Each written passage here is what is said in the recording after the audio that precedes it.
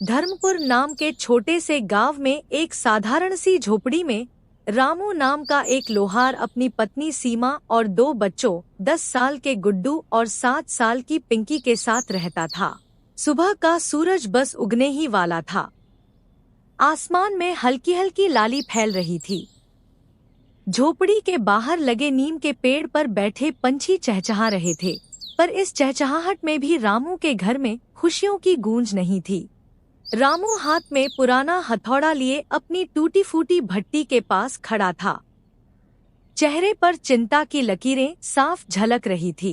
उसने आवाज दी, सीमा, ये औजार अब पुराने हो गए हैं। लोहे पर सही चोट भी नहीं कर पा रहा हूँ। अगर नए औजार नहीं लाया तो काम भी छूट जाएगा। सीमा, जो चूल्हे में लकड़ियां सुलगाने की कोशिश कर रही थी, धीरे से बोली। लेकिन रामू पैसे कहाँ से लाएंगे? पिछले महीने जो कमाया वो भी गुड्डू की दवाई और राशन में चला गया। रामू ने गहरी सांस ली और आसमान की ओर देखा, जैसे ऊपर वाले से कोई जवाब मांग रहा हो। शाम ढल चुकी थी। झोपड़ी के अंदर हल्की पीली रोशनी में गुड्डू और पिंकी जमीन पर रखे पुराने टाट पर बैठे थे। गुड्डू भूख से बिलबिला रहा था। उसने धीमे स्वर में कहा, माँ, आज भी दाल में बस पानी ही क्यों है? कभी कभी तो लगता है कि मेरा पेट कभी भरेगा ही नहीं। सीमा ने अपने आंसू छुपाते हुए गुड्डू के सिर पर हाथ फेरा और मुस्कुराने की कोशिश की। बस बेटा, कल अच्छा काम मिलेगा तो रोटी में सब्जी भी बनेगी। रामू ये सुनकर और भी टूट गया। उसने धीरे से कहा, सीमा, मैं कल सेठ लाला से उधार मांगूंगा। कुछ ब्याज पर सही, पर औजार तो लेने ही होंगे। अगली सुबह रामू भारी कदमों से सेठ लाला की हवेली पहुंचा। हवेली के अंदर चारों तरफ चमकती चीजें थीं। सोने चांदी के बर्तन, महंगे कपड़े और इत्र की खुशबू। रामू ने झिझकते हुए कहा, सेठ जी, मुझे कुछ पैसे उधार चाहिए, औजार खरीदने हैं। सेठ ने उसे सिर से पांव तक घूरा और एक व्यंग्यात्मक मुस्कान दी। उधार चाहिए, ब्याज इतना लगेगा कि तुम्हारी दुकान भी बेचनी पड़ेगी, सोच लो। रामू ने विनम्र स्वर में कहा, सेठ जी, जैसे भी हो मैं लौटा दूंगा। मेहनत करूंगा, दिन रात काम करूंगा। सेठ ने ठंडी हंसी हंसते हुए कहा, ठीक है, लेकिन याद रखना, एक भी किस्त छूटी तो तुम्हारी जमीन और दुकान दोनों मेरी। रामू ने चुपचाप सिर झुका लिया और पैसे लेकर वहां से निकल गया। दोपहर का समय था। गांव के बीचों बीच चौपाल पर लोग जमा थे। तभी घोड़े पर बैठा एक व्यापारी गांव में आया। उसकी आवाज में आत्मविश्वास और चेहरे पर तेज था। व्यापारी ने ऊंची आवाज में कहा, भाइयों, मुझे फसल काटने के लिए सबसे बेहतरीन कुदाल और दरांतियां चाहिए। जो भी अच्छा औजार बनाएगा उसे अच्छा इनाम मिलेगा। रामू का दिल धड़क उठा। यही उसका मौका था। वह तुरंत आगे बढ़ा। साहब, मैं औजार बनाऊंगा, मेहनत से पूरे दिल से बनाऊंगा। ठीक है, कल सुबह तक चाहिए। रामू ने भीतर से एक नई ऊर्जा महसूस की। रात गहरी हो चुकी थी। आसमान में तारे टिमटिमा रहे थे।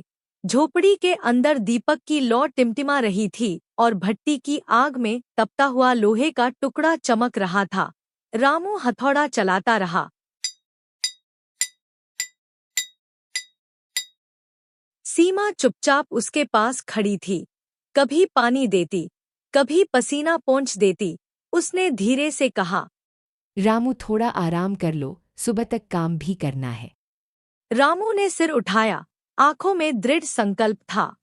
नहीं सीमा, ये मेहनत ही हमारे बच्चों का भविष्य बदलेगी। जब तक सांस है काम करूंगा। गुड्डू और पिंकी नींद में भी अपने पिता की मेहनत की आवाज सुन रहे थे। पिंकी ने नींद में माँ का हाथ पकड़ा और धीमे स्वर में कहा, माँ, पापा थक नहीं जाएंगे। सीमा ने उसे सीने से लगा लिया, आंखों में चमकते आंसू के साथ। सुबह की पहली किरण के साथ ही औजार तैयार हो चुके थे। वो औजार न सिर्फ मजबूत थे, बल्कि उन पर रामू की मेहनत और ईमानदारी की छाप थी। व्यापारी ने औजार हाथ में लिए उन्हें परखा और मुस्कुराते हुए बोला, वाह, ये तो शानदार औजार हैं। लोहार, ये लो दोगुने पैसे और अगले महीने से भी तुम्हें काम दूंगा। रामू की आंखों में खुशी के आंसू थे। उसने पैसे दोनों हाथों से पकड़े, जैसे कोई वरदान मिल गया हो। शाम को घर में अलग ही माहौल था। चूल्हे पर गर्मागर्म रोटियां सिक रही थी। गुड्डू और पिंकी हंसी खुशी खेल रहे थे। सीमा की आंखों में संतोष था। सीमा ने मुस्कुराते हुए कहा, देखा रामू, ईमानदारी और मेहनत हमेशा जीतती है। रामू ने बच्चों को देखते हुए कहा, हाँ सीमा, अब हमारे बच्चों का भविष्य उज्जवल होगा। गुड्डू को पढ़ाई कराऊंगा, पिंकी को भी। गुड्डू खुशी से उछल पड़ा। पापा, मैं बड़ा होकर इंजीनियर बनूंगा, आपके लिए बड़ी दुकान बनाऊंगा। पिंकी ने मासूमियत से कहा, और मैं आपको सोने का हथौड़ा खरीद दूंगी पापा। घर में पहली बार इतने दिनों बाद सच्ची हंसी गूंजी। समय बीतता गया। रामू का काम गांव में मशहूर होने लगा। अब उसे रोजाना नए नए काम मिलते और गांव वाले उसके औजार की तारीफ करते नहीं थकते। गुड्डू स्कूल में टॉपर बनने लगा और पिंकी की भी पढ़ाई अच्छे से चलने लगी। एक दिन गांव में पंचायत हुई, जिसमें सरपंच ने कहा, रामू, तुम्हारी मेहनत ने न सिर्फ तुम्हारा बल्कि पूरे गांव का नाम रोशन किया है। तुम्हारी दुकान से अब गांव के किसान खुशहाल हो गए हैं। रामू की आंखें गर्व और कृतज्ञता से भर आईं। सालों बाद जब रामू के बाल सफेद हो चुके थे, उसकी दुकान अब बड़ी लोहे की फैक्ट्री बन गई थी। गुड्डू इंजीनियर बन चुका था और पिंकी गांव में बच्चों को पढ़ाने लगी थी। एक शाम रामू अपनी दुकान के बाहर बैठा ढलते सूरज को देख रहा था।